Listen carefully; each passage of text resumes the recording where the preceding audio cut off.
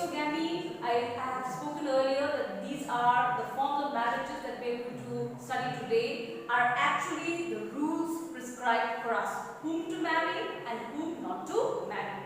So here, when it comes to who not to marry, this practice is called exogamy. It has been clearly written here. This is the definition. The practice of marrying outside one's clan. Now what is a clan? Tribes. There are so many tribes. Like Indian tribes, I might name a few. We have Gonds, we have Nagas, we have Khariyas, we have Lepchas, we have, you can say, the Hos, alright? So all these are different clans, tribes. Tribes are divided into several clans. Individuals who belong to one clan. Let's say, for example, there is clan A, and we have individuals who belong to clan A. They are forbidden, they are restricted of marrying each other. So here, the practice of marrying outside one's own clan, even you will find this quite interesting, marrying outside the village. So even within the village, they were not allowed to marry each other. Within us also, even among us also today, what we find is that we live in communities and children grow up together. We all socialize together. You students also might be having your own age group. So while playing together in the neighborhood, you might be addressing each other as brothers and sisters. Even though you might not be related to each other. But this addressing each other as brother and sister also makes this creates a new relationship. Thus, it's not that you are forbidden, but you do not marry individuals from the same villages.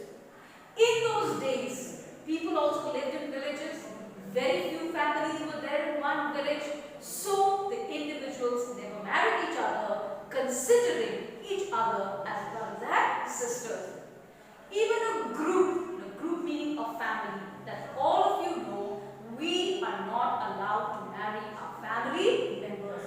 It is considered as an incest. It is a big no. So what is exogamy then? Exogamy is the practice of not marrying people from the same group, the same family, the same village. So this is a don't. Don't marry this one. This is called exogamy. According to the rules of exogamy, one is not allowed to marry within the lineage and the descent groups. Lineage and descent groups will be your families. That is why when a marriage is being discussed in the family, right, when two individuals are getting married, the first thing people want to find out is whether even if you are distantly related or not. Because you do not want to make the mistake of a brother marrying a sister. You don't want that relatives to get married to each other. That is the reason why exogamy is practiced, where if you are considering village, you cannot marry within the same village, then marrying inside the family is a big no. Normally, a tribal village consists of one or two clans. As a result, almost all the members of the village are considered as brothers and sisters.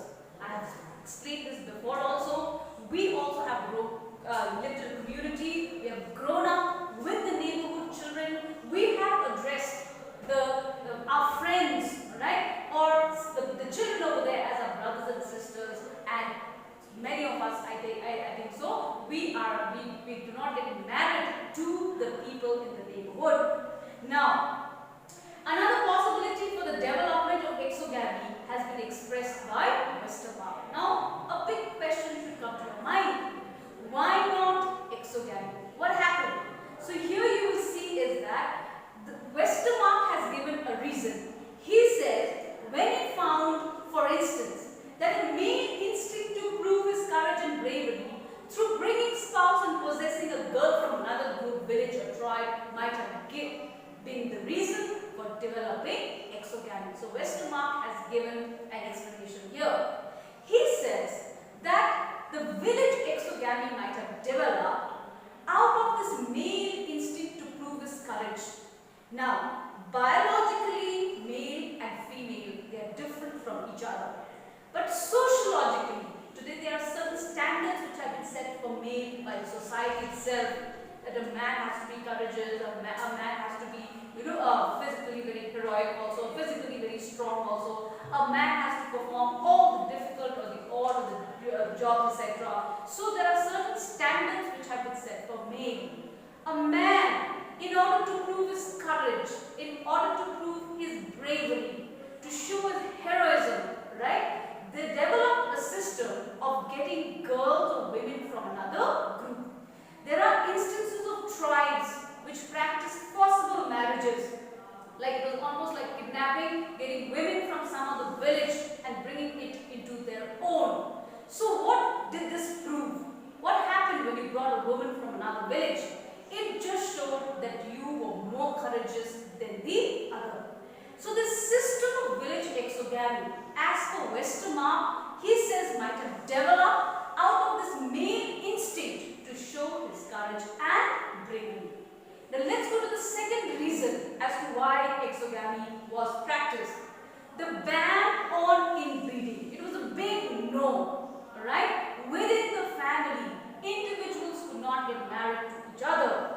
Might have developed due to the fact that it might lead to racial degeneration.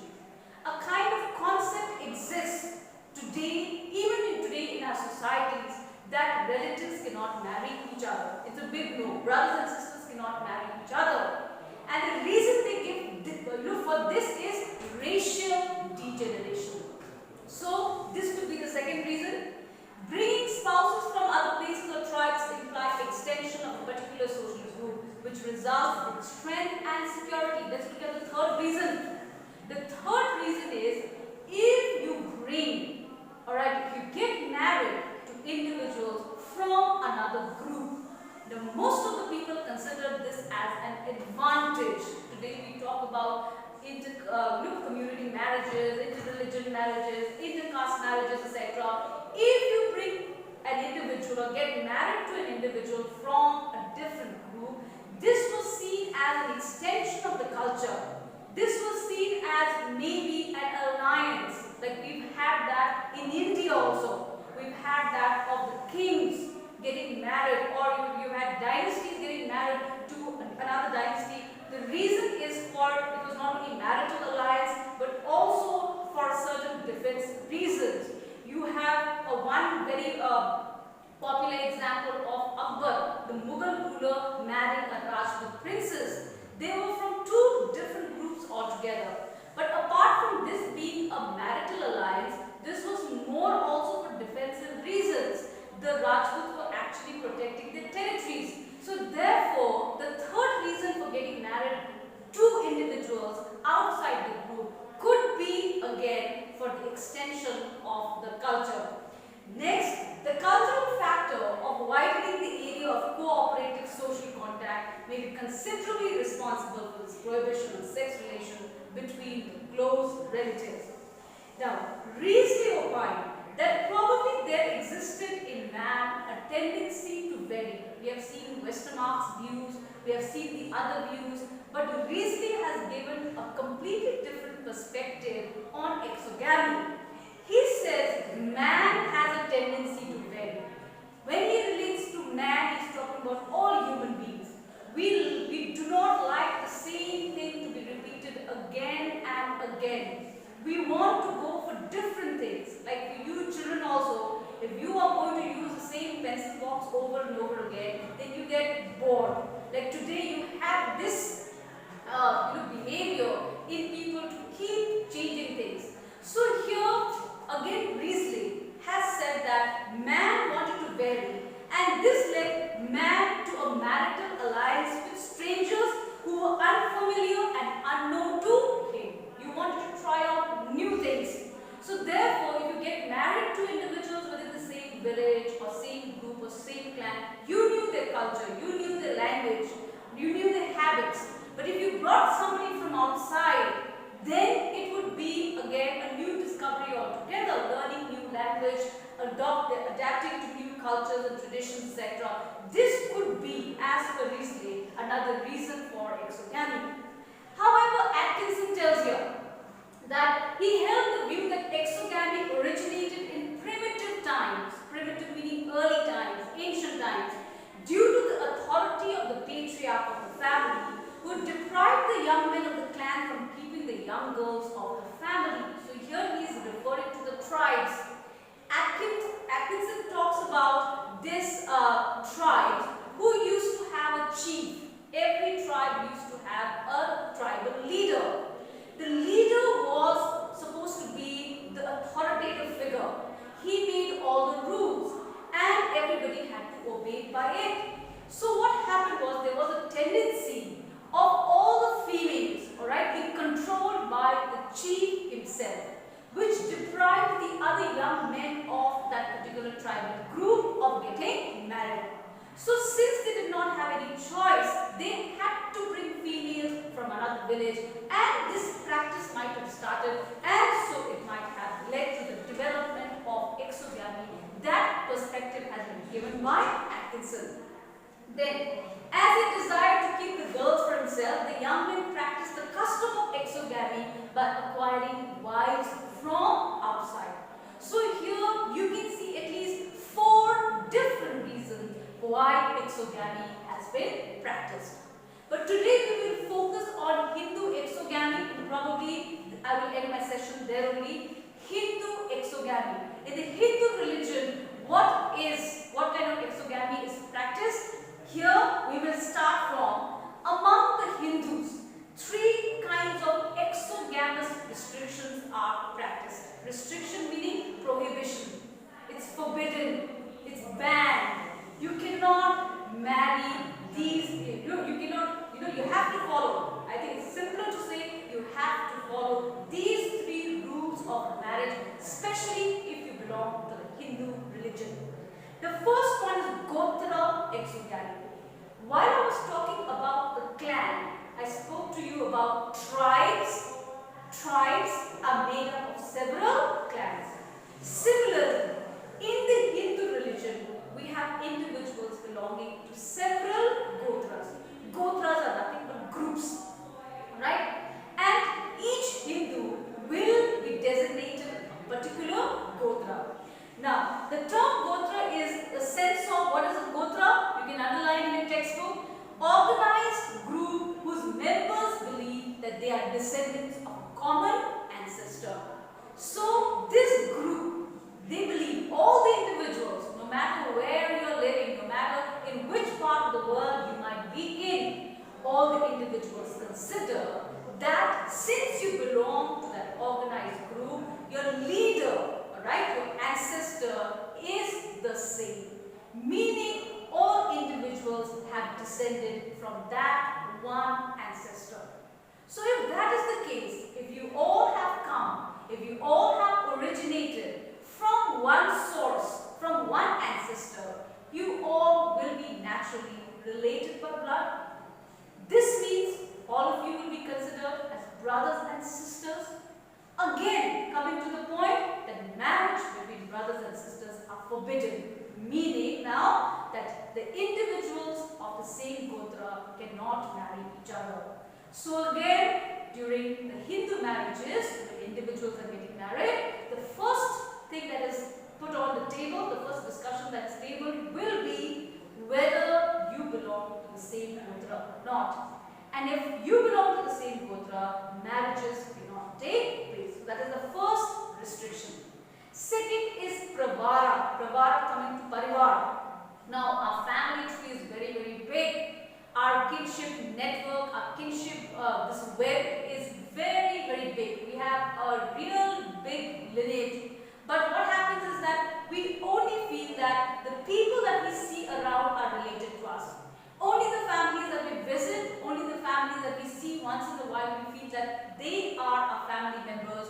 While if you just keep tracing back, if you just keep, sort of looking back, or you start searching the amount of relatives that you have, you will end up by finding a very, very big family tree. So Pravara exogamy says the higher caste have followed the custom of naming certain famous ancestors when performing sacrifices, and marriages between the members of the same Pravara is forbidden. When in Hinduism, when a puja is being performed, some religious activities are being performed, we always take the names of our ancestors, right? The ones who are dead and gone. They cannot be forgotten. So what happens is that even if individuals are distantly related, let's suppose a person from Australia is performing a puja and is offering it to one ancestor. Somebody staying in India is also offering to the same ancestor. Now what does this imply? It says that since the ancestor is common here, you are related to each other, you belong to that particular group, therefore marriages are forbidden. The last one is sapinda. Now pinda, most of the Hindus might be knowing, is nothing but a rice ball. When a person is dead and gone, we often offer pujas, we have rituals to the people who are dead and gone, and you offer rice balls to them. Now, sapinda relationship exists between those who are connected by having distant correlation with a common ancestor. They possess the legal and religious right to offer pinda or the ball of rice to the same ancestor. So again, you might be offering that pinda, somebody might be offering it from, let's say, Punjab to one common ancestor. Somebody in probably UK might also be offering to the same ancestor, which means that you are related once again. So if that duty of offering pinda is also being done by individuals, it will denote that you are related to each other, again coming to the same and simple restriction that you cannot get married to each other. Marriage between those members is prohibited within the limit that one can marry within the pinda group, avoiding 7 generations from the father's side and 5 generations from the mother's side. Now if that is the case, don't marry somebody from the same gotra, don't marry somebody belonging to the same pravara, don't marry somebody to whom you are offering a pinda. Again, a big question mark comes. Then whom to marry? Because we have already seen in our previous session that marriage is important. So naturally the big question mark is whom to marry. For this there is a rule, right? Here the rule is that you can marry if 7 generations from your father's side have already they are already dead and gone, and 5 generations from your mother's side have already passed away, meaning now you do not have any link or you do not have any connection, etc. Then in that case the individuals can get married to each other. So I hope you have understood this first form of marriage. Exogamy comes as a long question as well as a short question. In the short question, normally you get define exogamy. The first few lines in your chapter, it is the definition for exogamy. Then for the long question, normally exogamy, you have to discuss it in the light of Hindu religion, where you also have to write about the restrictions which are imposed on the marriages, especially for the Hindus, that is Gotra, Pravara and Sapinda. So in my next class, I will go with the second type of marriage, that is endogamy. Thank you very much for watching this video.